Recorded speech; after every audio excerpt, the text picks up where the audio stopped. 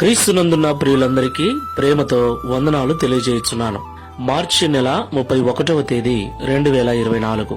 ఈరోజు ప్రత్యేకంగా దేవుడు మనతో మాట్లాడుతున్న మాట ఏమిటనగా మత్తయి సువార్త 28వ అధ్యాయము 6వ వచనం. ఆయన ఇక్కడ లేడు, తాను చెప్పినట్టే ఆయన లేచి ఉన్నాడు. ఆమెన్. ఈ మాటలు వింటున్న ప్రియ సహోదరి సహోదరులారా, మీకందరికీ మొదటగా మన ప్రభువును రక్షకుడైన యేసుక్రీస్తు ప్రభుల వారి పునరుద్ధాన శుభాకాంక్షలు తెలియజేస్తున్నాను. ప్రియులారా, అందరూ బాగున్నారు కదా? నిజంగా ఈరోజు ఎంతో శ్రేష్టమైన దినం.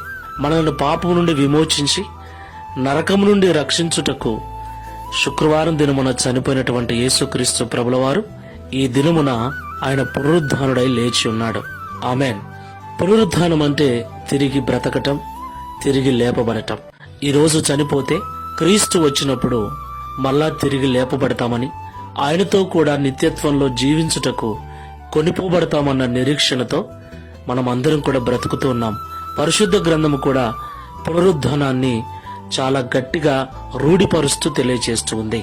ఎందుకంటే మనం ఆరాధిస్తున్న యేసుక్రీస్తు ప్రభుల వారు పునరుద్ధానుడై లేచాడు. అదే మనకు ఆధారం.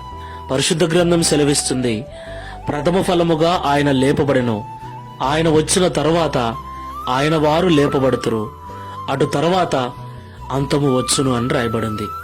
నా ప్రియమైన సహోదరి సహోదరులారా, పునరుద్ధానం ఉంది. మన ప్రభుల వారు అందుకు నిదర్శనం. ఒకరోజు మనము కూడా పునరుద్ధానులమవుతాం.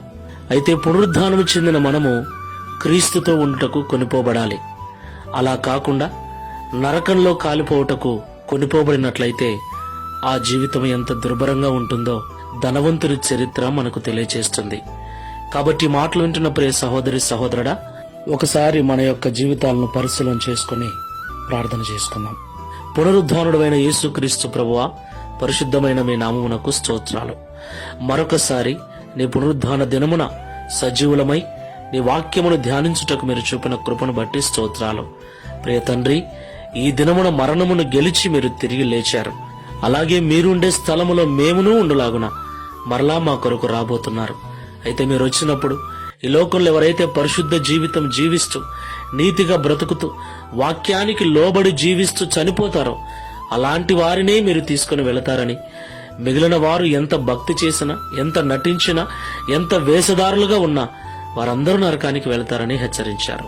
ప్రియ తండ్రి, ఈ మాటలు వింటున్న మేమందరము ఈ పునరుద్ధాన దినమున నిశ్చయముగా ఒక మంచి తీర్మానం చేసుకుంటకు సహాయం చేయండి. మేమైతే నీ రాజ్యంలో ఉండాలనే ఆశపడుతున్నాం. అయితే అందుకు తగిన జీవితాలను మేము జీవించినట్లుగా మా హృదయాలు తెరువమని, ఈ ప్రార్థనలో ఏకీవిస్తున్న వారికి అందరికీ అట్టి మనసును అనుగ్రహించమని, ఈ పునరుద్ధాన పండుగ వేళలో ప్రతి కొరతను తీర్చివేసి సంపూర్ణ సంతోషము చేత నింపి నడిపించమని యేసు నామములో ప్రార్థించి వేడుకుంటున్నాము తండ్రి. Amen. Praise the Lord. God bless you.